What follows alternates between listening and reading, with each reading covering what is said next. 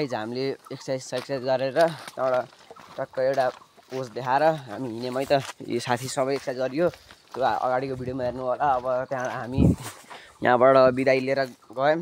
ल त गाइज यो टन्यानी जोस भनेको पहिला म जगत्दै भन्ने एउटा दाइसित यहाँ आउँथेँ दिनदिनै गेम खेल्दै अनि उता हामी उताबाट आइन्थ्यौँ उताको बाटो घुमेर जगत्दासित ध्यान जगत्दासित यो थियो नि त त्यो बेला हाम्रो टोलतिर म लकडाउनमा जगत्दाले मलाई जोसाएर हामी यहाँ आउँथ्यौँ अनि यहाँ हामी पिङ खेल्थ्यौँ। त्यति बेला यस्तो राम्रो थियो नि गाइज मान्छे यति धेरै हुन्थ्यो पिङ सिङ सबै एकदम राम्रो पुल सुल पनि थियो।